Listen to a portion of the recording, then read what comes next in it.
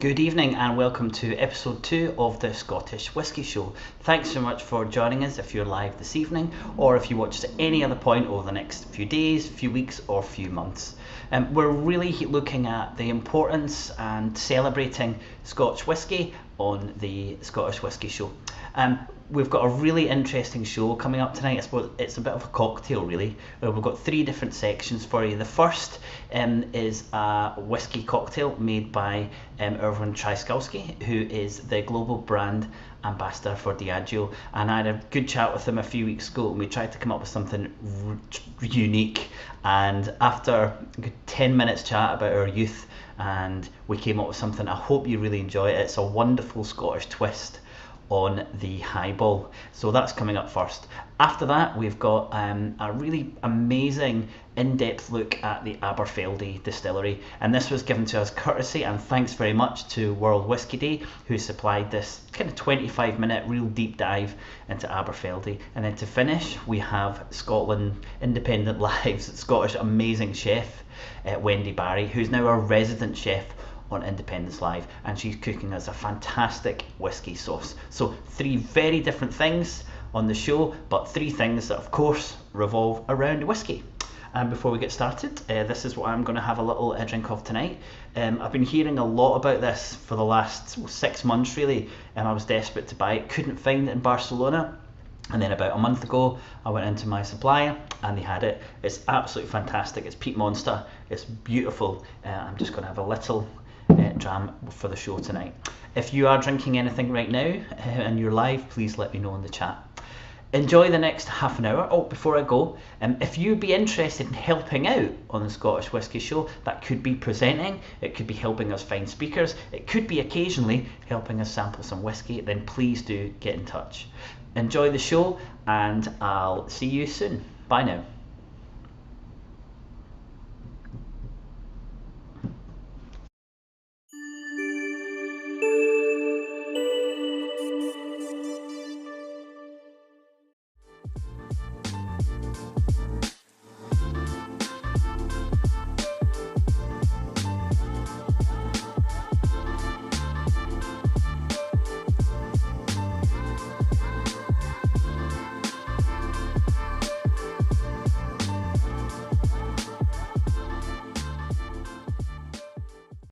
Yo everyone, and welcome to this highball video to celebrate the start of the Scotch Whisky Show here on YouTube. Now hopefully you guys will be following along with this delicious recipe because it's super easy to make at home, and enjoy it with all the amazing content that's coming your way. My name is Ervin Trykowski and I am a Global Malts Ambassador for Diageo, talking about all of our wonderful malt whiskies and also dabbling into some of our blends as well.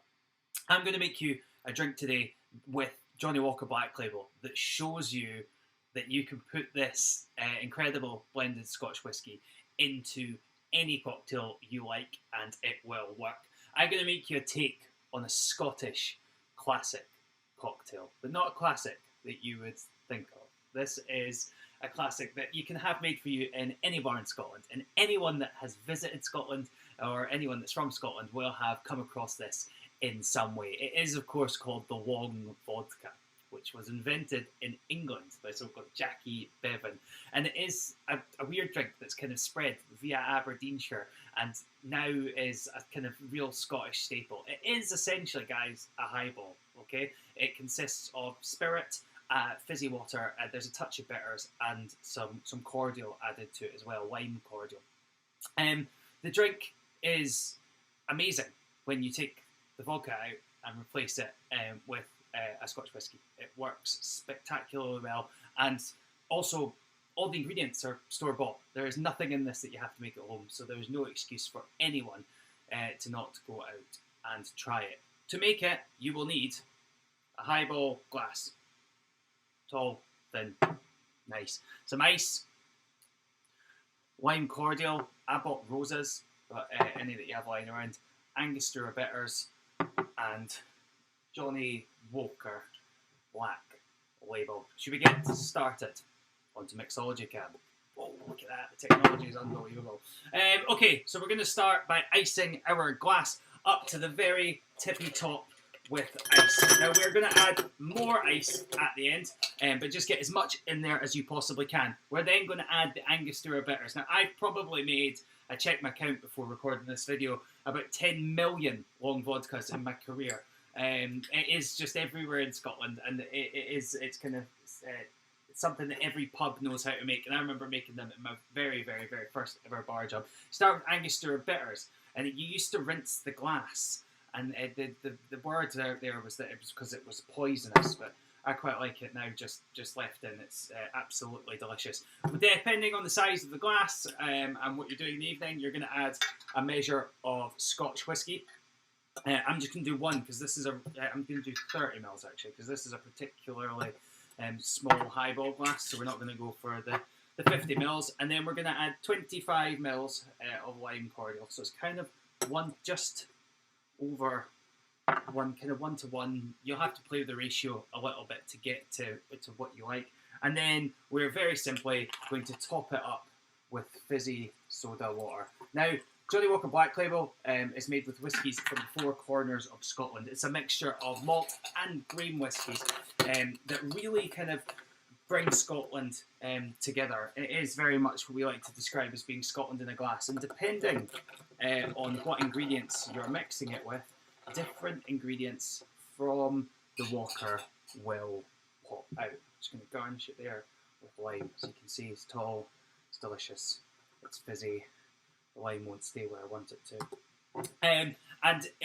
This does something that's quite interesting. Because of that citrus note of the lime and because of that kind of freshness of the bubbles, the sweeter notes come straight to the front. Those vanillas, those toffees, those poppers, popcorn, butterscotch, all the things that you associate with American oak from those grain whiskies comes popping to the front, and then you'll start to get a bit of the orchard fruit coming out from distilleries like Cardew, and then at the back you'll be met with this delicious long lingering smoke finish. It does work in absolutely any cocktail. It's not a drink that anyone would think that you'd of twisting, because it isn't seen as being very cool, but when made well, this can be an amazing drink, and when made with Johnny Walker Black Label, it just really works. It's something fun, it's something energetic, and it's not something that you would associate with being a Scotch whisky drink. Hopefully you guys enjoy making it at home. If you do make it at home, pop me a wee tag on Instagram. I'm at scotch.boy, which is there. Yes, there we go. Let me know how much success you have, if you enjoyed it, and what you think of it. We'll enjoy everything that's coming your way. Cheers.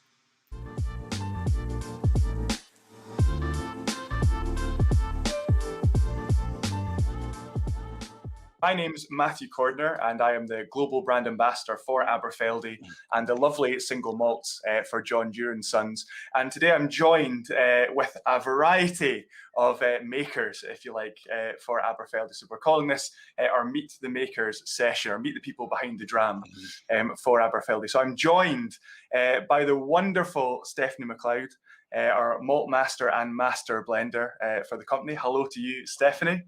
Where are you joining us from today? I think you're in Glasgow itself, is it? Yes, I'm in my tiny little office in Glasgow. I think it might be raining outside, but that doesn't really narrow down a day in Glasgow, to be honest. So, and I think we've got John Mackenzie. I think you're a little further away from Stephanie there, our distillery manager for Aberfeldy. So how are you today, John? I'm fine, thank you, Matthew. And happy World Whisky Day to you. Happy World Whisky Day. By the looks of it, I think you're in your office there at Aberfeldy Distillery itself, are you? Yeah, it's the first time all afternoon I've managed to get into my my office, because I've been in a boiler house all afternoon. So it's a nice day. It's a nice busy day in the stills. That's what we like to hear. And then last but not least, we have the wonderful Jackie Sargent, again, our global archive manager, again, head of heritage for. So Jackie, how are you today? I'm great, thank you. Yeah, I've had to borrow a meeting room for the call because our archive's getting tarted up. So it's gonna be much improved in the very near future, and we'll be sharing that with everybody at some point, which is good. I cannot wait to see it, because I know already it was a treasure trove of all things whiskey when we went in before. So I think today we might start off with yourself, just as a little bit of an introduction as to who you are, I guess your role as a custodian for Aberfeldy, and maybe just let everyone know just a little bit of the history, I think, things that they need to know to understand Aberfeldy itself. So first of all, I'd love to know, what is a typical day for you, if there is such a thing, in the archives for us at yours? Oh, well, I'm the global heritage manager for the whole of Bacardi. So actually about 50% of my time is spent actually managing all the heritage of that company, which includes some fabulous brands like Martini, for example, and the Bacardi brand itself. And then the other 50% of my time is spent actually looking after our Scotch whisky archives here in Glasgow, which is a wonderful job. I mean, as a company, we've got 15 core heritage brands and 7 of them are Scotch whisky. So we're really proud of the archives that we have here in Scotland. So I'm managing about 14,000 assets, so items in the archive, and about 1,000 whisky bottles. So it's a fun collection. Yeah, it's, I was going to say not too much then. That doesn't, it's. Oh, it's fine. It's easy. hence the extra space in the archive there as well. So we've been building a new archive in the past few months, and it's actually today is the first day when a lot of the items are going into our new archives. So it's a fabulous little day in the history of our collections. So yeah. And it's a wonderful long history, I guess, we have, especially when we look at the whiskey side of things. I know World Whisky Day itself actually marks a very special day for us in the company. Indeed, the 15th of May is the 175th anniversary of John Dewar opening his shop in Perth on the High Street. So in 1846, he opened his shop. So we've got lots of celebrations coming this year to mark the occasion, including internal celebrations, obviously, within our company, but also some fun external stuff and some activities at Dewar's Aberfeldy Distillery, our visitor centre. So we'll be improving the exhibitions and doing some fun things for the public to enjoy. Fantastic. I can't wait to see it all. You've mentioned John Dewar's name there a few times, and for me, you can't really tell the story, I think, of Aberfeldy itself and why it exists as a distillery without giving a little bit of a nod to the Dewar family as well. So could you explain for everyone watching around the world here a little bit about that link and kind of why Aberfeldy was built as a distillery? Well, yeah, John Dewar himself was born just a few miles from Aberfeldy. So although he moved to Perth and set up his business in Perth, there was always this family link to the local area. So that there's kind of a natural spiritual home for the brand, I think you could say, about Aberfeldy and the location of the distillery. So Aberfeldy Distillery was built in 1898. That's after John had died, but it was in the hands of his 2 sons who really created this distillery. And their inspiration really was to build something that would make the whiskey that would become the heart of the blending for the company, for the Dewar's brand. So it was all about blending, but it was about getting the right whiskies for the blend, which Stephanie will tell you is crucial. So it opened in 1898. And it was the only distillery that the Dewar family actually built themselves. So although they purchased other distilleries over the years and obviously purchased lots of different whiskies to put into their blends, this became the heart of the blend from a very early period in the company history. So it's been kind of shaping the profile and the flavour of our whiskey for a really long time now. Brilliant. And as you say, I think there probably is 3 important reasons, I think, sort of a masterstroke of why they chose to sort of build the distillery where they did on that site. And one you've talked about there, it's that ancestral home, isn't it, of really the Dewar family in the area. And I think it's not Aberfeldy itself, it's one of the next villages along from Aberfeldy, which I think has one of the best village names in Scotland. It always puts a smile on everyone's face, doesn't it? So that, of course, is the village of Dull, literally D-U-L-L. And my favourite thing when you drive into the lovely little hamlet, I suppose I think it's technically classified as, of Dull, you see that signpost, don't you? And it says, "Welcome to Dull," and it's twinned, of course, with a little town in Oregon, United States, called Boring. So it's lovely to see they have a good sense of humour, these folk around the world. And I was told recently as well that a little place in Australia, Bland, isn't it, I believe, has jumped in that as well. So we have an official connection between Dull, Boring and Bland. We say, the least dull thing to come out of Dull, I think we'd all agree, was John Dewar himself. And as you mentioned, he went over to Perth to start that. So that really, I suppose, is one reason for building the distillery where they did. In my mind, there was another couple. So, of course, when you come to visit us at Aberfeldy, you see that lovely little puggy train out the front as well. Can you tell us a little bit about that and why that was so important? So yeah, historically there was a train line that ran from Perth all the way to Aberfeldy. It's no longer there today because it was part of the beaching cuts in the 1960s when many little branch lines were closed in Scotland. But that was actually a vital artery historically. It brought in the raw materials to the distillery and the empty casks, and then the whiskey could be made, the casks would be filled and matured, and then they could be sent back out to Perth, where they would be used in the blending by the Dewar's company, because that's where the main blending and bond and all the kind of admin activities for the company were back in the day. So it was a really fantastic operation.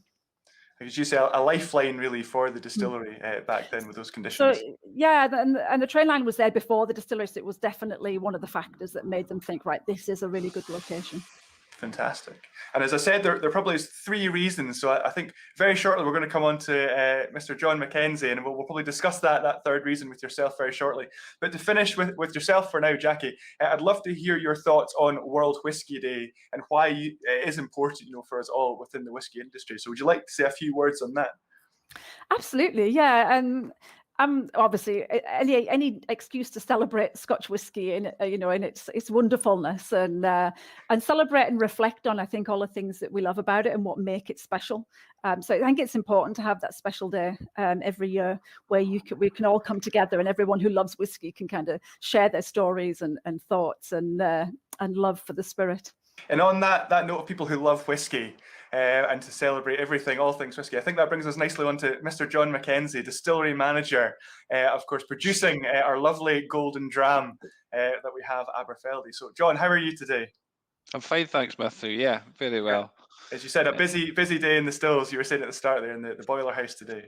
In the boiler house, yeah, but I'm glad to say that everything's under control, so we're fine.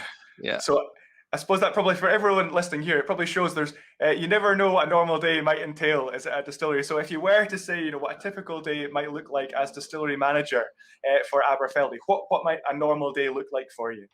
A typical day at Aberfeldy would be typical by being completely different to the day that went before.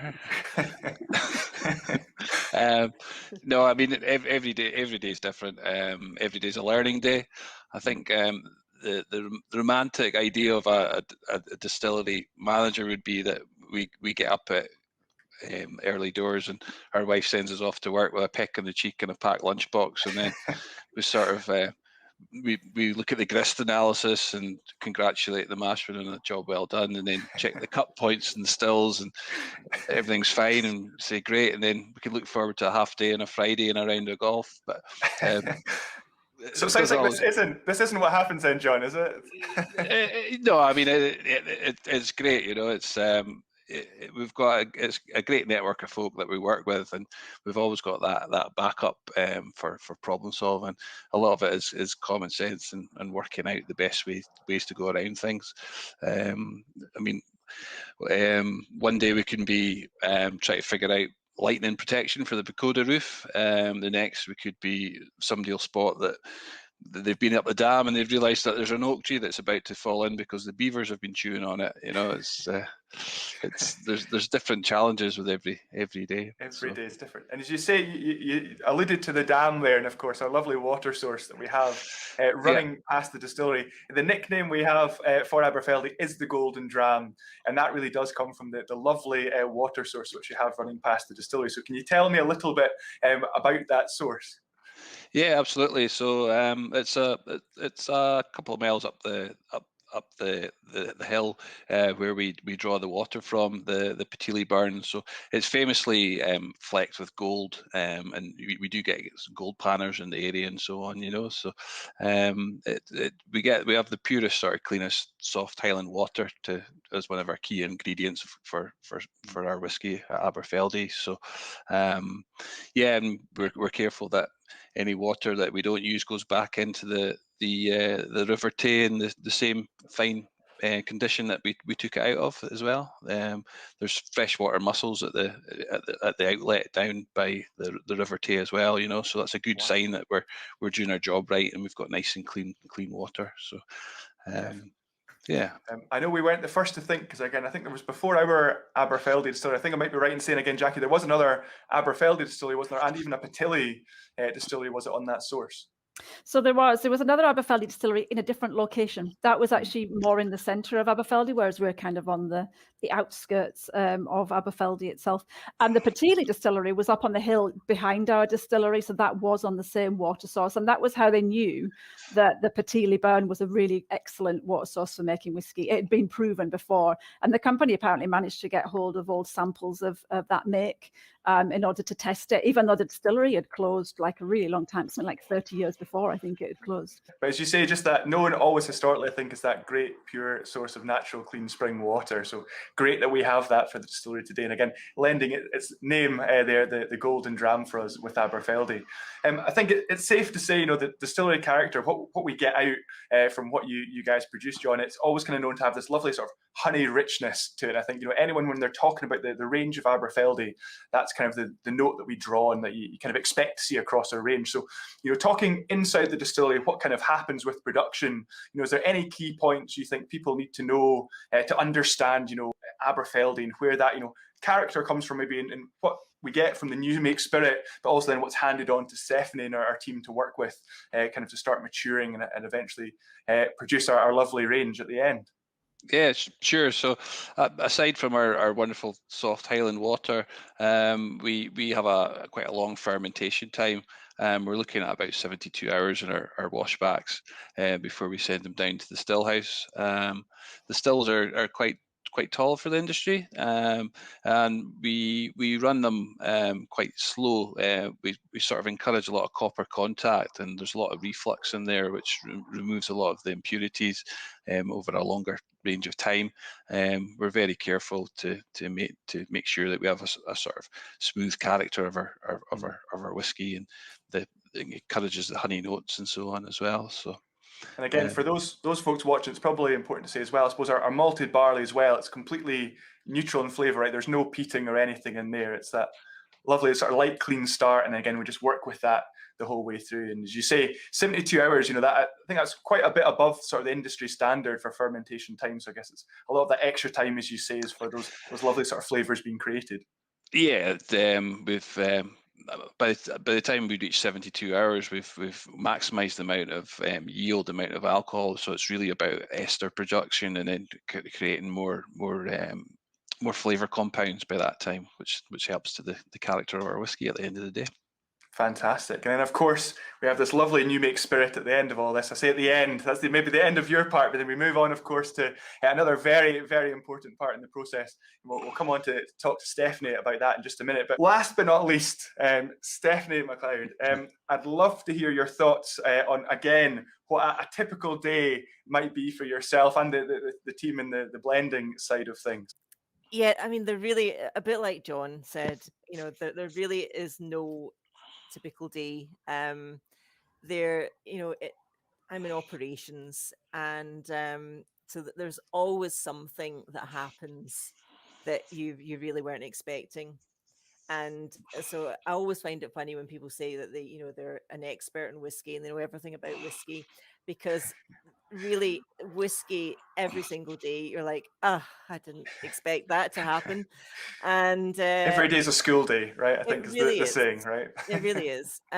So today, for example, I was nosing new casks that came in, and it was freezing cold, threatening rain, and of course we're all wearing face masks at the moment when we're walking about, and then you have to take off your face mask and turn your bump cap round to get into the bung of the cask so you can have a good old sniff at the contents.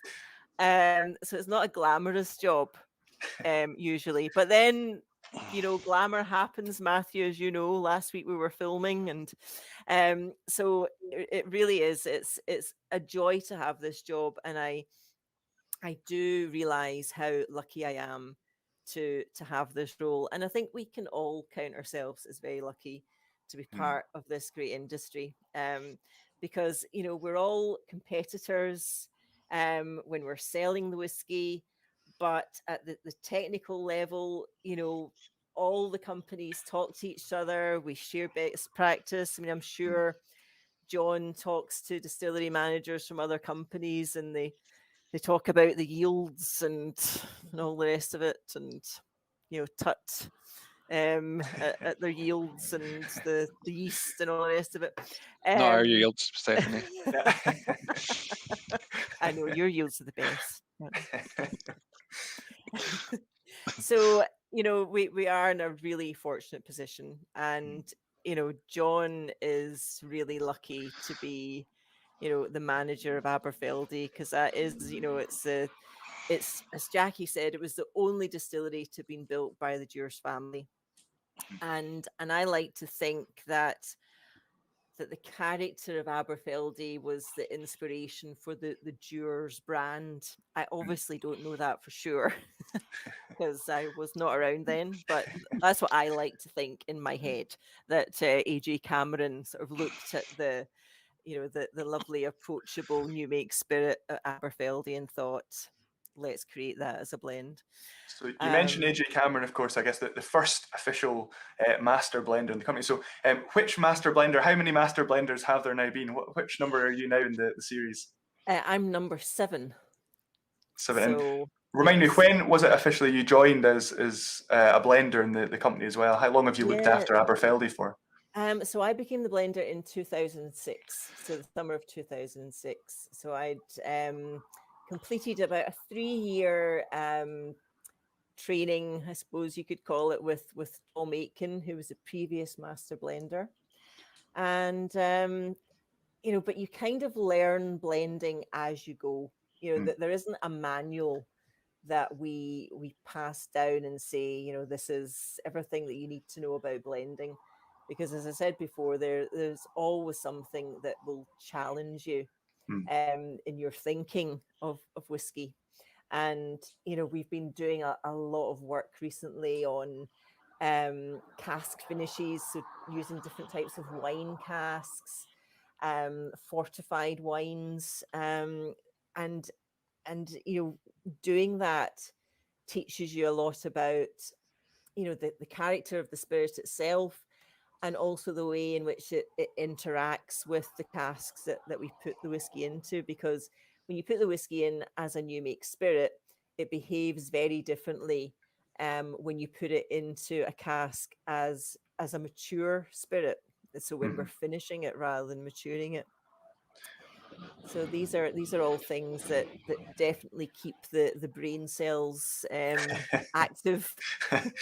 So you were talking about spirit and character there as well. If you had to summarise for the viewers watching today, Aberfeldy's sort of typical character, let's say Aberfeldy 12, I think, for example, that lovely sort of welcome to the range with us. How would you sort of explain Aberfeldy 12, I guess? Yeah, so I mean, Aberfeldy as a new make spirit, John was talking about the long fermentation, and long fermentation gives us all these lovely fruity notes and the honey notes as well. So that sweetness that we get from Aberfeldy, but also we get a freshness of cut grass that comes through, and it kind of alternates between fruity grassy or grassy fruity. So sometimes one is more dominant than the other. And this persists throughout maturation. So we fill the Aberfeldy new make spirit into a variety of different casks. We put it into sherry casks, into bourbon casks, and refill casks as well. So by doing that, we get a nice blend of the different styles of casks. So the vanilla from the bourbon and the spiciness from the sherry. And so Aberfeldy, I always see it as a very approachable whiskey, because we get all the lovely fruity and the honey notes coming through, but it's also complex because we have this variety of different casks. And so it's approachable for someone who has perhaps decided for themselves that they don't like whiskey. So this is the whiskey that I would use to coax them into the world of whiskey and to challenge, do you really not like whiskey? because I truly and utterly believe that there is a whiskey out there for everyone. Because, you know, they're so different. You know, two distilleries side by side can produce completely different flavour profiles. So a case in point is Trykowski and an Altmore, both Speyside whiskies. Trykowski is, you know, a big beast of a Speyside, whereas Altmore is much more ethereal and delicate in character. But we use the same three ingredients, roughly the same processes, but completely different spirits. And couldn't agree more for that as well. As you're saying, I think it's Aberfeldy. If someone's new to whiskey, that is definitely the one I say, have you tried Aberfeldy 12 in particular? Because I think that's just such a welcome into the world of whiskey, right? But as you say, I know people who've been drinking whiskey for years and they've still come back to something like an Aberfeldy 12 or, you know, others in the range there as well. It's just that very accessible, but very just full of flavour, isn't it? I think every time you go back to it, it's just such a wealth of flavour you have in the nose there. Yeah, and then we've got our 16-year-old, which is finished in sherry. And then, you know, sometimes it's unfair to compare the two, but if you compare the 12 with the 21, so, you know, the 21 is just beautiful because sometimes when a whiskey is that age, the wood can sometimes become too dominant. But with the 21-year-old Aberfeldy, it really doesn't do that. You know, the influence is there, but it doesn't dominate the overall blend. So you still know that you're drinking an Aberfeldy. And that's one of the things about Aberfeldy and indeed Dewar's is that you know that you're drinking a Scotch whiskey. So even if we put it in a cocktail, so maybe 10 years ago, we didn't utter the words cocktail and whiskey in the same sentence for fear of being struck down by lightning. But now we positively, you know, encourage it because we don't want people to be worried about doing the wrong thing with a whiskey. You know, am I pronouncing it correctly? You know, am I drinking it the right way? Do I stand on my head and drink it, or do I turn around 3 times and curtsy before I drink it? You know, you just drink it however you want to because it's your whiskey, it's your money. You know, it's your dram. So at the end of the day, it's just a drink to be drunk and enjoyed, right? I think that is what we all say. And again, I love a whiskey cocktail. None that, you know, I think Aberfeldy, one of our favourite cocktails with it, and we call the golden dram, you know, in reference to the lovely Patilly Burn, and that's like our twist in an old fashioned. So again, you know, you substitute the sugar out for honey. Again, you know, really to sort of accentuate those lovely honey notes that we'd find naturally in the dram. And it is one of my favourite ways, I think, to enjoy whiskey. So it's lovely to see, and I think it's great hearing a malt master and master blender and an award-winning one such as yourself saying this. You know, I think hopefully to everyone watching at home today, I think, you know, when someone like yourself says it, really gives us a bit of leeway to enjoy it how we like. A big cheers to you all, guys. Cheers. Slàinte. Cheers. Cheers.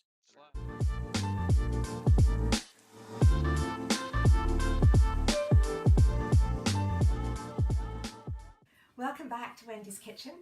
And if we're looking for a whiskey sauce to go with the dessert, what better place to start than a sticky toffee pudding? So in the pan, I've got 50 grams of butter and it's melting with 75 grams of brown sugar. Now it's a nice soft, fine brown sugar. And in fact, I like using brown sugars in most of my baking, unless I'm trying to get a snow white meringue. So in the case of a sticky toffee pudding, I use 50-50 the soft brown sugar and muscovado, a really dark sugar, because these dark sugars give it a lovely toffee colour and flavour, a lovely caramel flavour. So it's really delicious. So I'm just giving this a little spin in the pan to thoroughly melt the sugar crystals in the very hot butter. And that's coming along very nicely now.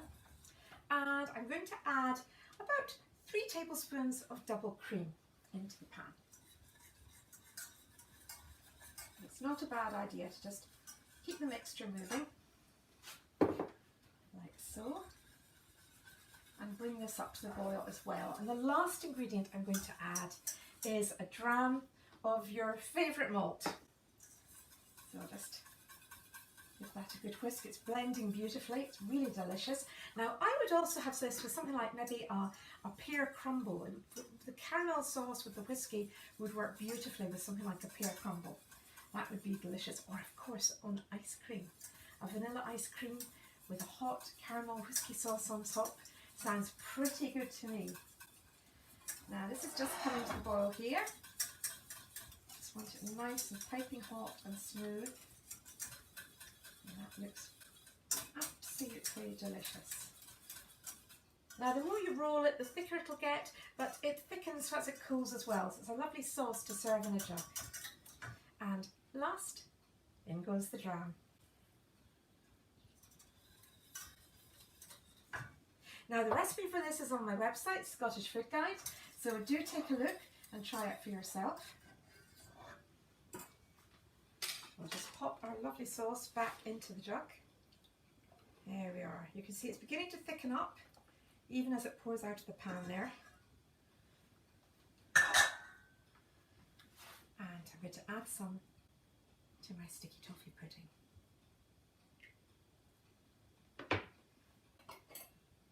Now, you can make your sticky toffee pudding in advance. You can freeze it and then defrost it. It is nice, I think, served a little bit warm rather than room temperature. So let's have a little taste.